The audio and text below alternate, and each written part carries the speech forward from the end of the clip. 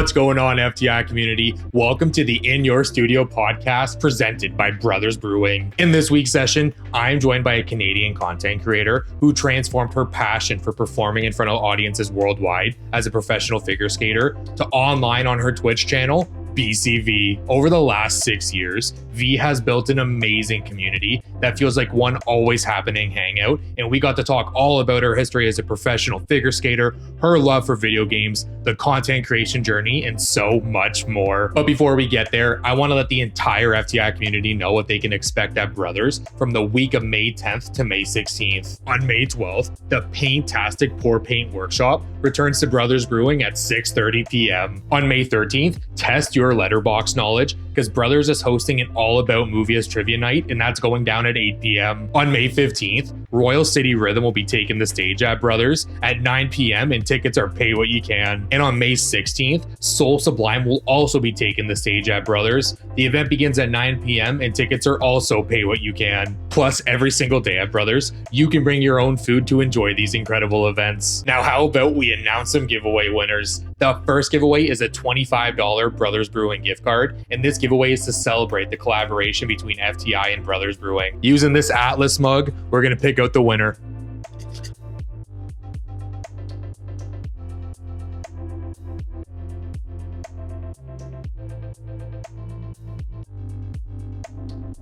And the winner is HTOR441. And the second giveaway is the 6th anniversary giveaway. And one lucky winner is going to walk away with a huge prize pack consisting of a t-shirt, a hoodie, and our prints. Let's pull the winner. And we got to do a little shake because there's a lot of entries on this one. Thank you so much for entering. Let's see. Let's go upside down. We're not missing any. None are falling out of the cup. All right. And the winner is, let's see. Can I hold the microphone with one hand while we do this with the other one here? And the winner is Mindy Sounds. Incredible. Congratulations to both of the giveaway winners, HTOR441 and Mindy Sounds. And thank you to everybody in the FTI community for helping us celebrate 6 years. I won't take any more of your time. Enjoy the conversation with BCVee. FTI community, I am joined by a streamer who has been a part of the FTI community for nearly 6 years. Her streams range from playing survival horror games such as Resident Evil to laid-back adventure games that include Animal Crossing and The Legend of Zelda. She is a lifelong figure skater who performed around the world and found her love for performing and connecting with audiences through the craft. And all in all, she is someone who assures that everyone who turns into her streams is welcome with the most love and kindness. FTI community, please help me welcome BCVee to the In Your Studio podcast. How is 2026 treating you? What is going on? Yeah, 2026 is going well so far. Hi, also thank you so much for having me on. I'm beyond excited, and I can't believe I've known you pretty much the whole 6 years that I've been streaming. That is crazy. When I was doing the research for this, I always try to find the first conversation, whether it be on Instagram, Twitch, anywhere else. And I think it was on Discord with us. But yeah. I can't remember who the connecting puzzle piece was. But knowing me in 2021, I used hashtags on Instagram to find new Twitch streamers, new musicians and everything. So I wouldn't be surprised, but I can't agree more. It's almost been 6 years already. It's insane. I can't believe how fast time goes by. That feels like a year ago. But it was almost 6. With all that free time we had in 2021 as well, where you could legitimately, there was always that want to create, but people just couldn't find the time. And then the world just gave us a lot of time to create.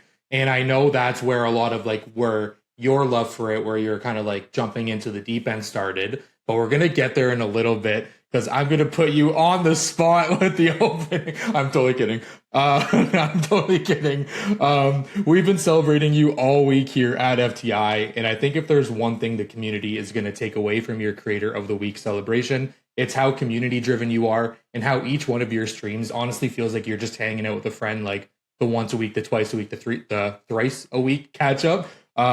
My favorite Twitch personalities are the ones who make sure that their stream is it revolves around the community rather than the games that are being played. And I think for you, and please correct me if I'm wrong, I would say that the person we see on the stream is the same person we see behind it as well. So I want you to introduce yourself. Who is V?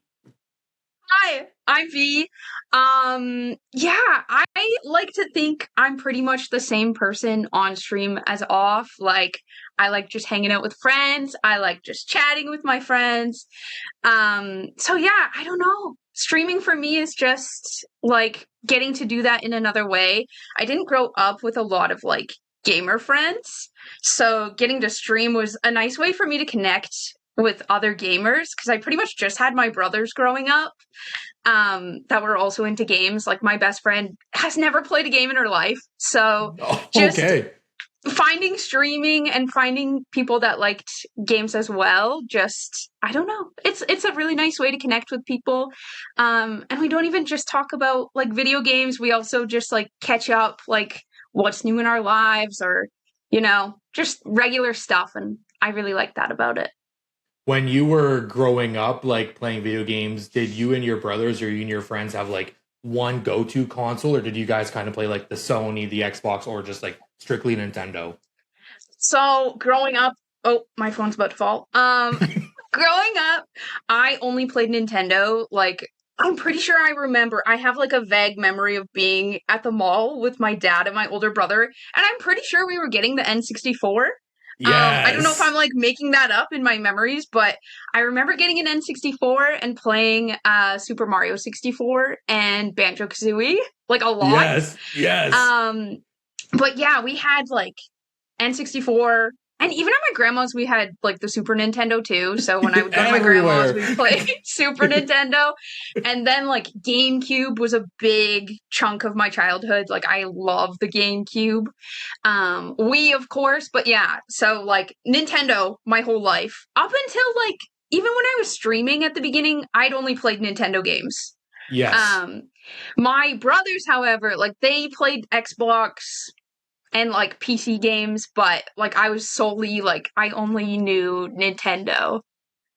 I think Nintendo is just that brand that's synonymous with like group gaming, family gaming, friend gaming. So like it's a lot easier to invite everybody over to play like a Mario Kart or a Mario Party rather than getting somebody to play like a Gears of War together on the Xbox. Yeah. Because you want to have fun, although Mario Party can sometimes be more about competition rather than having a good time with your friends. When you were gaming growing up, was there ever a thought like early in the days and maybe even into like your teenage years where you're like, I think one day I would take on the life of being like a Twitch streamer, or did you not even know that world existed yet? Yeah, so growing up, I feel like I was really into YouTube and like I'm sure streaming was a thing back then, but like it was not on my radar. But I feel like I saw a video of like Smosh playing a video Yes. game and just like their reactions to what they were doing. And I was like, that'd be so fun. Like even if I set up a camera and I like videoed my brothers and I like playing Smash Bros and our reactions, like I always had it in my head like that would be so fun to do. But yeah, it wasn't until 2020 I saw my brother watching Twitch. Like I knew of Twitch at that point, but I saw him watching like someone playing a game and I was like, I want to do that. But like I don't know, I didn't do enough research into Twitch before starting. Like I didn't even know you could have like notifications pop up that were like Matt is now following you. I had no idea when I first started. It was more so like the love for just wanting to like create a space or share a space for people to come watch you play like a Zelda game, a Mario game. And that's really interesting because when we were just speaking about like how your Twitch career started, what do you remember about those beginning days, like taking that jump into the water and kind of going like, nope, either I do this for fun or I don't do this at all. Like take us back to the beginning of your Twitch days. But okay, so my first stream ever, I was fishing in Animal Crossing. That's all. I was Yes. fishing and I was waiting for someone to come in so I could chat with them. I was looking for, I feel like the sturgeon in Animal Crossing. I was like, we're going to find the rare fish. So I would just sit there and fish and then someone would be like, hi. And I'd be like, and I would start talking with them. But yeah, I don't know. I was just so excited to like chat with people and like show them games that I grew up loving and then having that connection. Like maybe I was streaming Banjo Kazooie and they were like, oh, I love this game growing up. And then like playing it and they would show me something in the game that I'd never seen before. Yeah, it's so fun. I love it. And in those 6 years, what have been kind of like maybe like some milestones or memories where you either said, I never thought I would be that person to experience that, or just moments that kind of realize the community you're building is almost like an online in real life friend group. Yeah. The first time someone subscribed to me, my mind was Yes. blown. I was like, whoa. I never thought someone would subscribe. And even like getting affiliate on Twitch, like getting those 50 followers and like 3 viewers consistently watching, like that, I was like, wow, I actually can do this. And it's fun to see like where it's grown since then. I'm not like the biggest streamer by any means, but like it's so much bigger than I ever thought it would be. And yeah, it's awesome. I think a lot of people from the outside looking in, like the ones who haven't taken that jump into their passion or anything creative, they always just assume like people who are doing it are looking for like success in the millions or the tens of thousands, when really a chat room of like 5 people means there's 5 people hanging out with you. And that's how I've always looked at it. I do sometimes think like if I could get FTI to in like bigger eyes, maybe to do a lot better. But the self fulfillment that there's a community building and there's just like you pop into a Twitch stream and it's like, I haven't seen you in forever. How you doing? Let's catch up. Really emphasizes like just how like on 5 people on a screen doesn't feel like a lot, but 5 people around you watching what you're doing is like, oh my God, there's too many people Yeah. around me. Do you remember like your first, like say 100 followers and you're like, how is there 100 people tuning into this right now? Yeah, absolutely. I try not to look at like the viewers because like if I notice there's like a lot of people in there, I'm like that many people are watching me right now, and then I start to get like a little freaked out. Um, but yeah, I don't. Yeah, it's really interesting because like I'm not someone that like I don't know in like a room full of people I like to like listen and just like observe. And it's interesting being on the other side on like Twitch and like people are there and you're like I guess the main focus. Even though I feel like I don't know, my community like chats with each other a lot too, so I don't feel like it's just like all on me. Yeah. It's kind of like a collective group effort kind of thing. 1 million%, and like the inside jokes that form in the chat and like the friendships that you're creating with people in your Yeah. chat is also wonderful. I'm gonna take this from being an online persona to your figure skating career, where you are entertaining people actually in person. Because something I found interesting was your love for gaming intertwined with your love for figure skating, because your mom would actually bribe you with video games at skate competitions, which probably was just always like a, yes, there's a new game that's out. I want it 100%. And I bet when you knew that there was a game on the line, it meant a lot more than a trophy, because you're like, I'm going to kick butt on this one. I'm going to be first place because I'm going to go get like Mario Party 5 or 6. When with figure skating, rather, you turn the dial up to 200 to give the audience the most immersive, entertaining experience. And I can only imagine the thrill that came along with it. Talk to the FTI community about the joy or the journey of being a figure skater. Yeah. So I grew up figure skating. Like I started when I was 3 and I competed up until I was 14. Usually you would compete a little longer than that, but figure skating is a pretty expensive sport. So I actually stopped skating when I was 14 and I was like, well, that's it for me, I guess. And like I always missed it. But I knew like it wasn't like a possibility anymore. And then when I graduated high school, my coach, this is so weird, but it was back in the Facebook days and I like wrote a status and I was like, high school's over. What am I going to do with my life? Like as a joke, but also I had no idea. And my coach was like, text me right now. And I was like, what? So I text her and she's like, I'm going to get you on tour. And I was like, Yes. no, you're not. Like, that's crazy. I haven't skated in a few years. Like, no.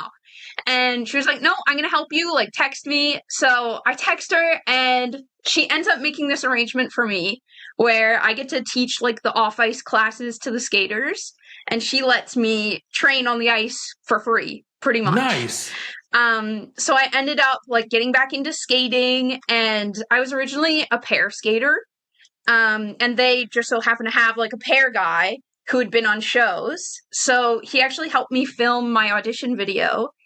And then I ended up sending it out. I heard back and they were like, okay, you leave Tuesday. This was for Disney on Ice. So Oh my God. 18-year-old me was like, Mom, I'm leaving on Tuesday. And she was like, what? And then, yeah, I got on shows from there. And yeah, I was with Disney on Ice for, I think, 4 years. Wow. And then I did a show called Russian Ice Stars, which is so intense. It was like pretty much everyone was Russian, and then there's like me, doesn't speak any Russian. Canadian. And we had 2 days to learn the show. And they were yelling at me in Russian.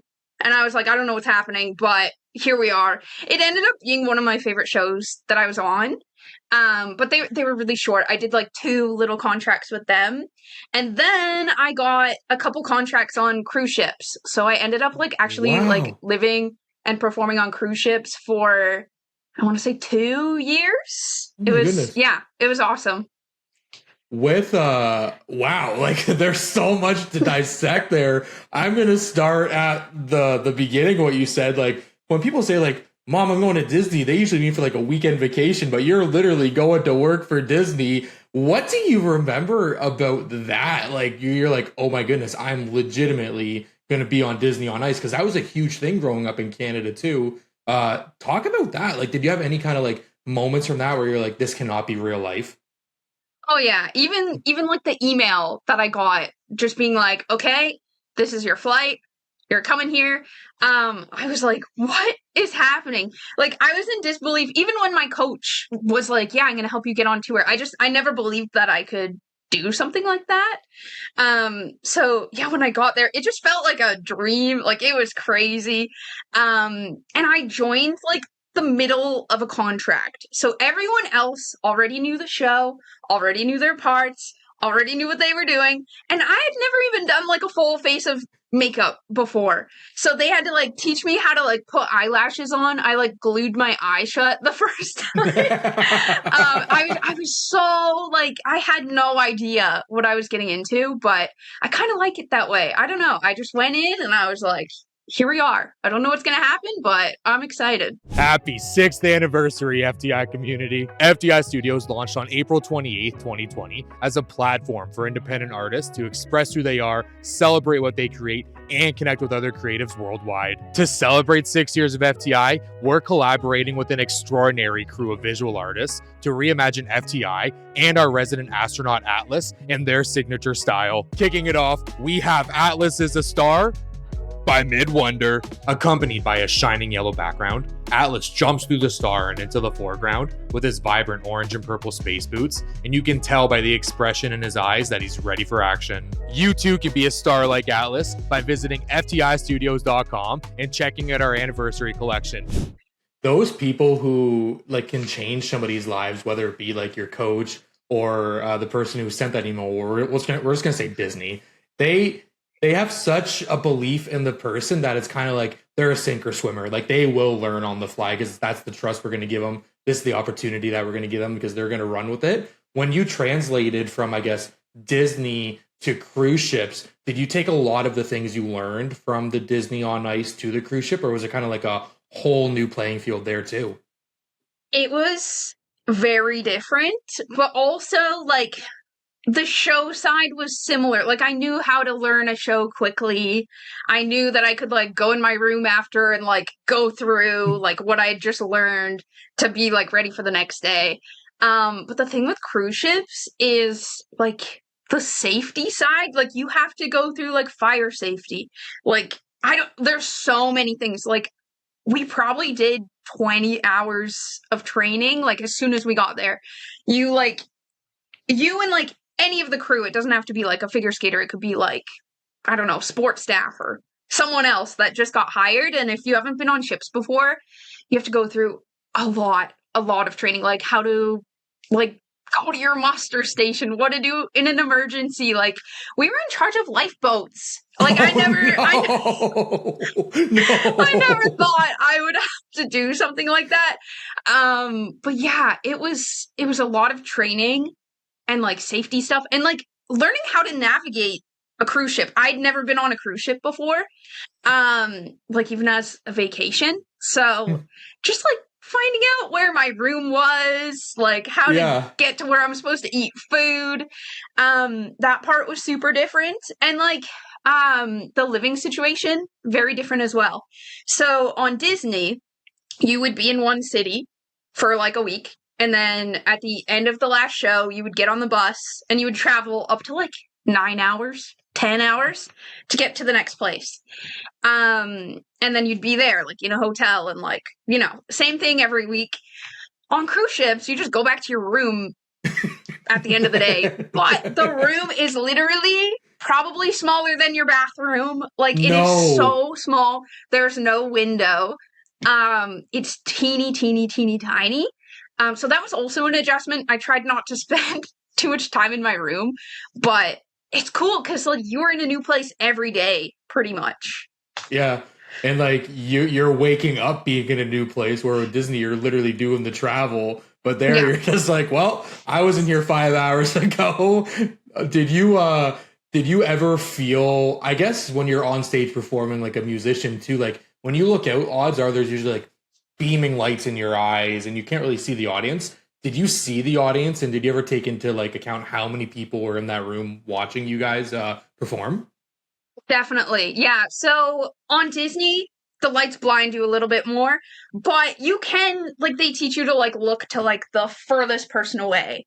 And like at the end of the show, we would like go around and like wave and stuff. Like you can see the people. Like, yeah, you're blinded, but also you end up seeing, and it's if I think about it too much, I'm like, they're watching me skate right now. Like, no. But like, I don't know. It's so crazy because like, if I'm skating here, I'm like, don't watch me skate. Like, just let me do my thing. And there, like, it's so fun to perform, and like the feeling you get performing is so incredible. And like, you can like feel everyone's energy. I don't know. It's a really good feeling. But like, the lights and the amount of people, if you think about it too much, it gets a little scary. 100%. And I guess the skills and everything you learn there, and like the audiences that like you were entertaining in person, did you find the transition to an online audience kind of the same or different? Like towards the end of your skating career, when you were going to pick up Twitch, did you ever think like, I'm just going to take everything I learned there and now we're going to do it online? Yeah, so like the feeling I get when I'm streaming is so similar to when I was performing in shows. I don't know how to explain it because it's quite different. But you have like your show, you have your thing, you get to connect with people. Like I get this feeling and I don't know like how to describe it. But just like when people come in and say hi, I'm like, this is so exciting. But yeah, so it's like the same feeling, but in a very different way. Amazing. Yes. And I can only imagine just kind of like how, for someone who's never done any of this before, they kind of learn the skills to talk to people in person, but you already came in with like a whole toolbox as well. When it comes to being like, for lack of a better term, like an online persona, a lot of the time the username can just be like a fun username you grew up with, just a catchy one that like you enjoy. But for some people, it actually can like be more so like a 5-year plan to create like a brand be around it, or like something to do kind of like build it elsewhere. Do you look at BCVee as a brand that you want to expand into other ventures, or is it simply just an online username that you loved, or both? Okay, so my username, I really just wanted it to be V. I was like, I just want to be V online. I've never been good at making like usernames. So it was actually, I had an Animal Crossing group chat with my friends when like Animal Crossing was going crazy in 2020. And I ended up like texting them in there and I was like, I'm going to stream, but I don't know what my username should be. And this one guy who I was actually on tour with back in the day, he was like, well, you're from BC. You want it to be simple. So he was like, why don't you call yourself BCVee? And I was like, yeah, I'm gonna do that. So it's pretty basic. I like it. like BCV is good. It's easy to say. It's short. So yeah, I like being BCV online. I think it's maybe not like the most exciting name when someone hears it. It's just BCV, but yeah, I like it. I think it's one of those usernames, exactly you said, like 123, like the 1-2 punch, because it's like very catchy. If you tune into a stream and you become a part of your community, it's a really easy name to remember. If you were to take that from like, I guess, Twitch or TikTok and put it to like your YouTube aspirations for maybe like vlogs where you bring your community on, would it all still be under the same umbrella, or would that be a whole other name on YouTube? I've been thinking of that. I've only made like, I don't know, 3 or 4 YouTube videos. I feel like it's under BCV. And then I have like a BCV VODs for like where I Yes. just put my like Twitch streams. But I've been thinking of making like a vlog channel, and I was like, what could I call it? Like, do I want it to be like BCV something, BCV vlogs? I don't know. I don't really like that. So I was like, what if I called it like V's side quests or like something like that? Which I don't know if it's the smartest thing to do because it's not under like BCV like my other stuff. But I don't know. I kind of like the name. I think BCV like on like a Twitch, a TikTok, a YouTube would be so perfect, because then side quests could be like the name of like the series, so you can still put a lot of things under Mm, that. I think anywhere that you bring the name would be just wonderful, and I think it just clicks everywhere. If you had to tell or talk about the difference between streaming on Twitch and then also streaming on TikTok, what would you say like are the main differences and also like the similarities? yeah. I loved streaming on TikTok. I did it for a couple years. Um, what I really liked about it is it's really easy for people to find you on TikTok. Like I would like when I first started streaming there, I had the weirdest setup. Like I don't know, there was no proper like OBS for TikTok. So I was streaming through like the TikTok studio thing. And I had one time like 1,000 people in there watching, which is like No. unheard of. I was like, where are these people coming from? And they were all like, oh, you're awesome, and like being so nice. And I was like, how do they find me so easily? So I think I like the algorithm on TikTok, and I made like so many good friends from TikTok. Like I'm so happy that it was like easy to find me because now I have so many friends from TikTok. So yeah, the community that I built there was like quite similar to Twitch.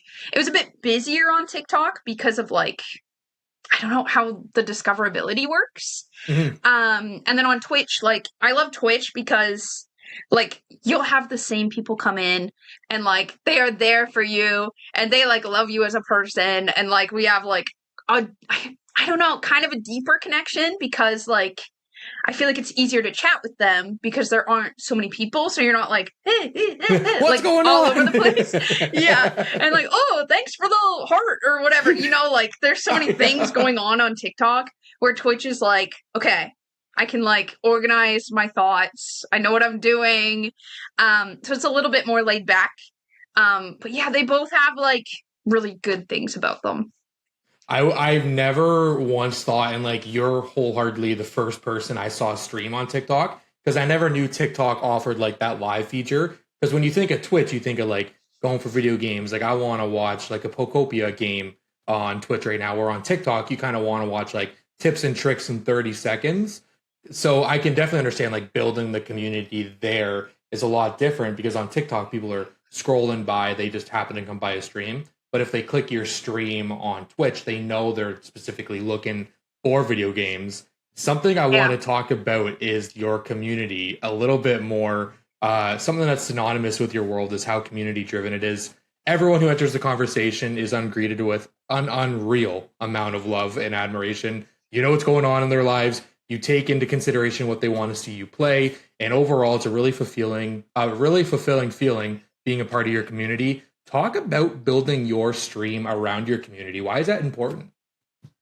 Yeah, I feel like the whole reason I'm streaming is to like connect with people. So to like have a community that cares about me and will like help me decide what to play and like what do they like? What do I like? What can we play that everyone's going to enjoy? Yeah, I don't know. Like I wouldn't be anywhere without them. And I love catching up with them every day and seeing what's new in their lives. And like a lot of them have been around for like 5, almost 6 years, and they're still coming in to like hang out with me. I just like it's so like it makes my heart so happy that like I've made a connection with these people and they still want to come hang out after all these years. And even if they haven't been around that long, like they're taking time out of their day to come hang out. And like a lot of them will be like, oh yeah, I watch you while I'm at work and you make work like go by faster. And like, I don't know, that just makes me so happy. And I'm like, yeah, I want to keep doing this. Like, it's just a good feeling. Those are one of the best compliments ever, because they are willing to get in trouble at work if it means that they can have a stream on the TV. And you've also grown up with these people in the last 5 years. Like, everybody's lives have changed so much in the last 5 years. So from your perspective, you probably have seen so many people grow up alongside with you, all while still coming for like the mutual like love of your community for the games you're playing and everything. That goes into my next point, and that's kind of like a bucket list goal, or a kind of like a bucket list sheet. They could be professional, they could be personal. Personally, to myself, my bucket list is always like that living heartbeat of what makes me want to continue with FTI. Because although the list I have just grows every day, because for whichever reason I think of 5 new things every morning, and I'm like, I'm gonna one day we'll get there. It really helps me put into perspective what I have done when one's crossed off. What have been some of your bucket list goals that you've accomplished since the beginning of even taking on like the life of a figure skater or a streamer? Yeah, for streaming, I would say just like having different goals and like actually achieving them. Like back in the day, I used to do like sub goals or whatever, and I would always like want it to like end up somewhere exciting. So I got into like cosplay. Yes. Only a little bit. My first one was Guy Fieri, by the way. Yes. I think it was like if we reached 50 subscribers, I would do like a Guy Fieri stream. And like I had the goatee and the wig and the sunglasses and everything. It was hilarious. So I guess like reaching little milestones like that, were kind of like bucket list-ish things to me. I'm trying to think what else. I don't know. I come up with ideas that I want to do. Like I'm classic for being like, guys, I'm gonna do this. I'm gonna start a new channel. I'm gonna blah blah blah. And then I don't know where the idea goes, and then it like fizzles away. Yes. But something like I really want to do is like a vlog channel, like I was saying. That's like a bucket. Like I've loved YouTube since I was like 12. Like I really want to have like a YouTube channel as well. I still obviously want to keep streaming, but I feel like they would both be so fun. So that, and like learning how to edit better is definitely on my bucket list. And I had one more. What was it? Oh, I want to do cooking streams. That's like something I really want to do. Yeah. Yeah. Sorry, go ahead. No, I was just going to say, like, would it be like themed around anything cooking, or just meaning like dessert cooking, meal cooking? Like, what would that look like? I have one idea. I don't know if you've ever noticed, like on the back of like food packaging you get, there's always like a recipe. I've neglected them always. I'm like, who uses those? But I want to do like a series where I like make whatever's on the back. Yes. And like see how good it is. Yeah.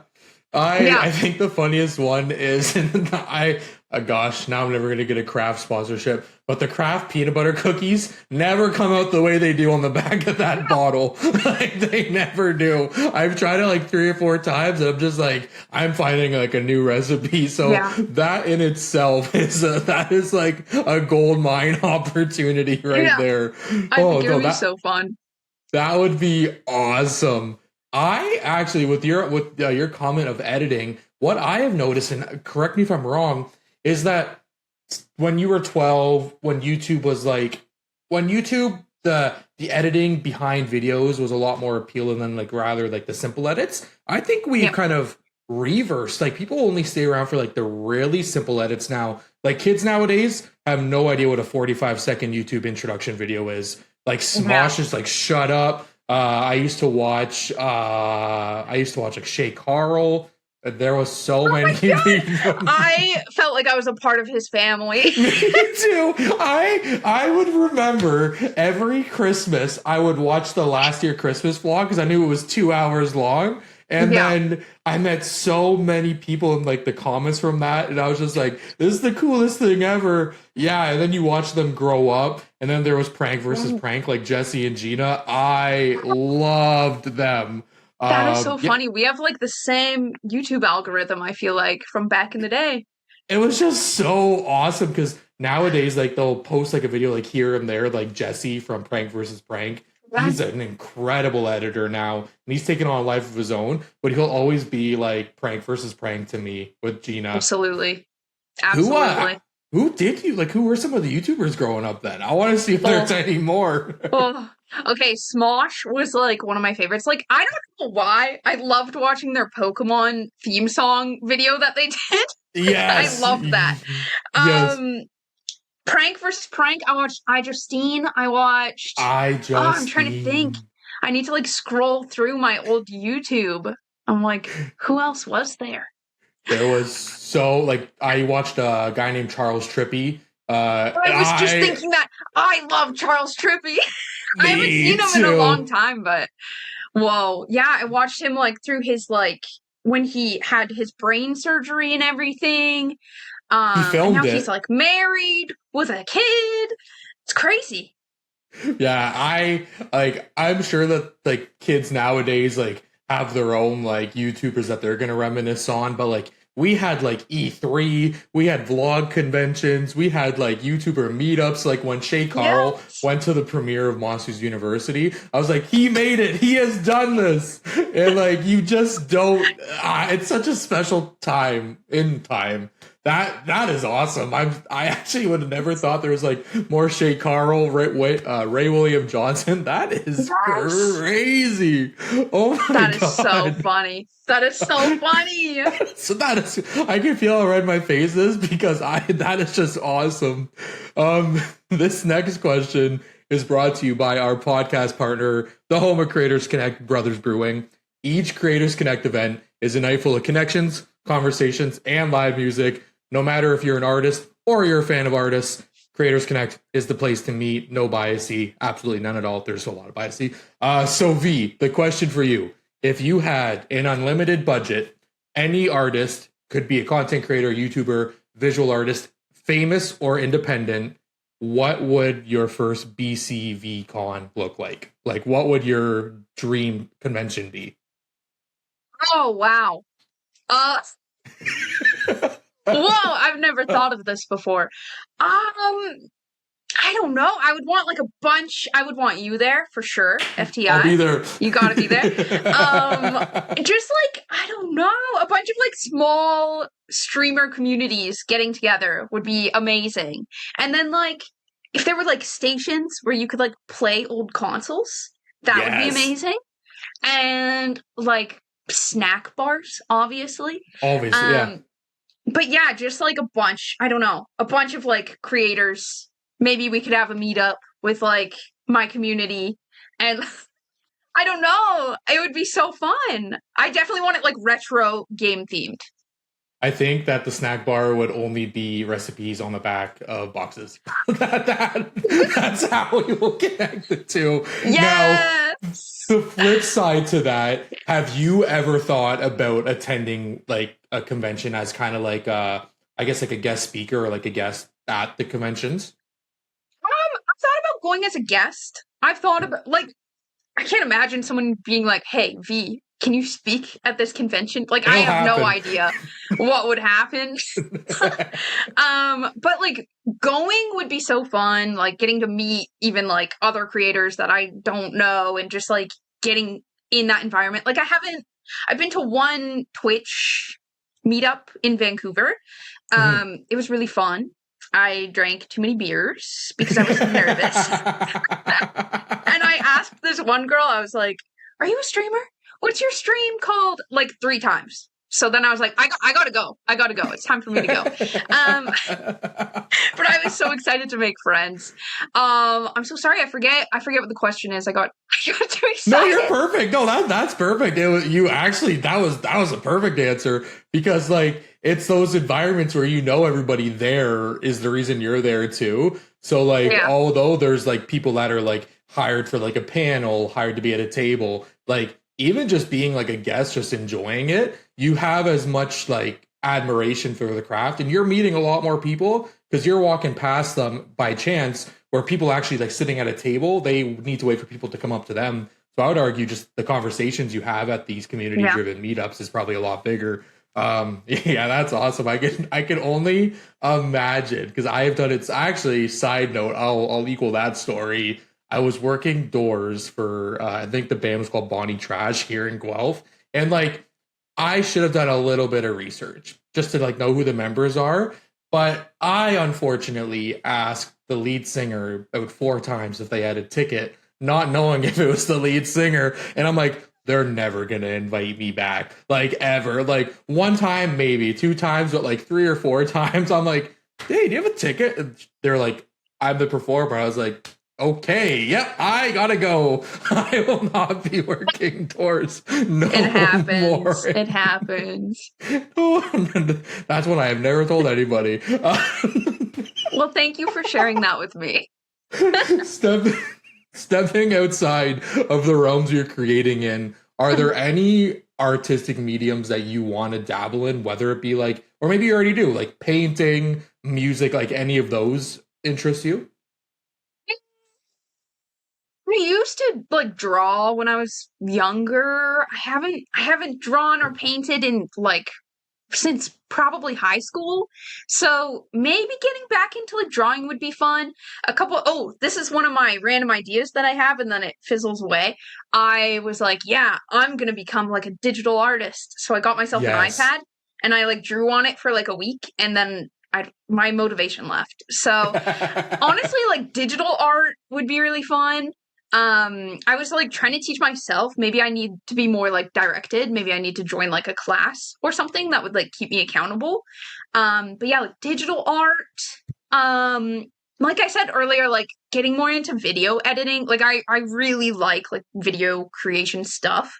It's just like the editing part can be overwhelming to me, and like having to YouTube like how to blur the background. Like it can be so simple, but there's so many little things that you have to learn. But I do want to do more like video and video editing type stuff as well. FTI, my guy, it's your boy Wednesday, and boo. You can listen to my new album, El Final, on all streaming platforms. Appreciate you. Much love to the FTI community. If this my last, I hit the gas. Matter of fact, just hit the notch. Plenty times I've been lost. The city hurt me, the city ain't deserve me. The city hurt me, the city ain't deserve me. If you ever need anyone for like video editing, there are so many friends in the community who are just willing to like share their knowledge. I never thought that like streamers had like video editing knowledge, but I actually learned how to edit videos through a Twitch streamer and a YouTuber. His name's Megamat, and I can't say enough good things about Megamat. Oh my goodness. I feel like I know Megamat.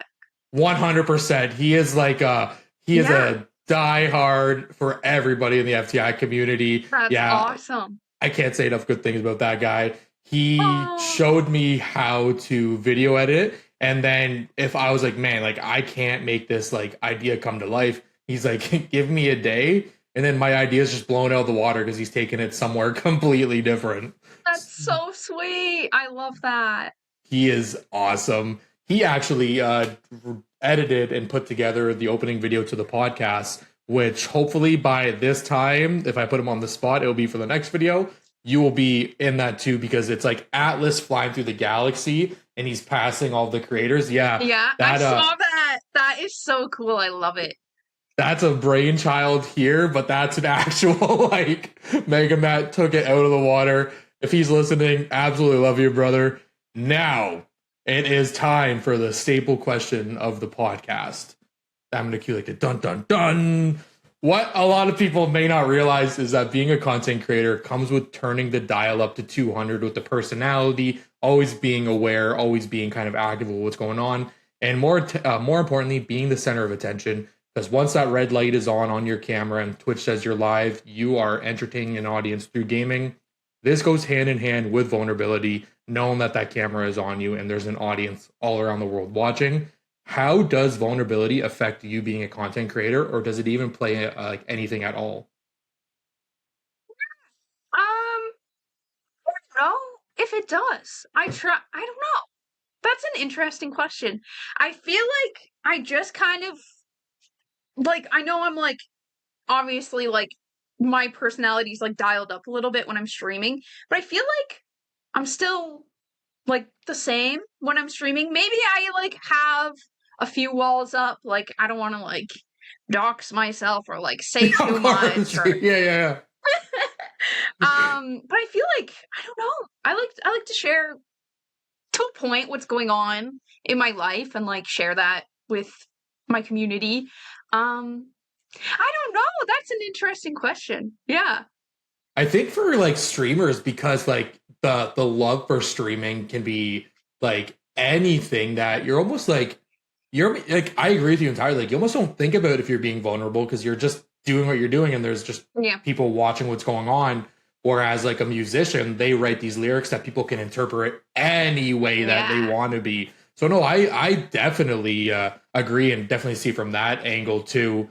These final three questions are some of the most thought-provoking, on-the-spot questions known to FTI's podcast. I'm making this a lot more dramatic than it needs to be. Not limited to one medium. Choose as many as you would like, both famous or independent. Put the FTI community onto some things to check out. New music, new films, anything you're watching or listening to. Ooh. Let me think. I feel like, what have I been watching lately? I watched Heated Rivalry, and I was so proud that it was Canadian. And like seeing Canadian actors, that was like, I was proud. I was proud of that moment. So if you haven't seen Heated Rivalry, I love it. What else? What have I been listening to? I don't Who's your know. go-to artist for music? Let's take a look. Yeah. Let's take a look. I've been liking one song by Noah Kahan right now. We play it all the time. It's called like The Great Divide. I like run to that song and pretend I'm like running away from my problems. Who else? I've been listening to Modern Baseball again, which I don't think they've made new music in a long time, but I love them. And like, I'm trying to think streamer wise. My friend Hey Navi, I love his streams. He is literally like one of the sweetest people ever. I love him. Like, he is like wholesome and sweet on like a whole other level and like so thoughtful of everyone. Anyway, yeah, I hope that kind of answers the question. That was perfect. Like, that was perfect. I love saying it's thought-provoking because you're like, what can it ask? And you're like, what have I been doing? Like, do I watch anything? Do I read anything? 100%. Other than the friend you just mentioned. And I apologize in advance if it causes a fight in your community. Name one person from your community who you think the FTI community should go check out. Other than Navi? Whew. Okay, well, definitely check out Navi. Okay, maybe this is cheesy, but I have to shout out my boyfriend because he's been working really hard. He is a YouTuber and he also streams, but his YouTube has been taking off a little bit more lately. Go. I'm trying to think of is it Anxiety on YouTube or is it Anxietoni? I think it's Anxietoni on YouTube. Anyway, he does like challenge runs. He does like reviews of like maybe not controversial games, but like maybe they have bad reviews and he wants to like play the game and like give his thoughts on it. But anyway, he works so hard, and I like listen to him from the other room, like recording his lines and stuff. Like he goes all out, and I'm very proud of him. I am checking him out once we're done here. 100% yes. That question I learned from a past creator of the week. They're like, yeah, I named somebody. I forgot who it was. And they're just like, but the rest of my community was upset that I didn't name them. And I was like, oh, it could be a fight question. You are right. Fight. And now this final one could be the hardest one. Could just be me being dramatic. Plug yourself. Where can the FTI community find you after the podcast is finished? You can find me. My main platform is on Twitch, BCVee over on Twitch. I stream usually Monday, Wednesday, Fridays. Right now, I just finished Resident Evil 9. It was so good. So I'm trying to figure out what to play next. I also want to play Tomodachi Life in a few weeks when it comes out. But yeah, main place to find me is on Twitch, BCVee. I also have a YouTube channel called BCVee. I've been working on an Animal Crossing video for almost a year. It's probably gonna be like another month or two until it's out. But yeah, check me out on YouTube, and then I have an Instagram as well. Honestly, I will not be offended if you don't follow me over there. I mostly just like look at your Instagram and what my friends are up to. But it's BCVee Gaming if you want to check me out there too. All of the socials will be, I think it's like down here on YouTube, over here on Spotify. The point is, it's going to be everywhere. BCVee, thank you for the incredible conversation. I haven't laughed this hard in quite some time. FTI community, you heard V. Check her out. Check out everybody that she mentioned and shouted out. And we will catch you next week, hopefully, for another In Your Studio podcast. Take care.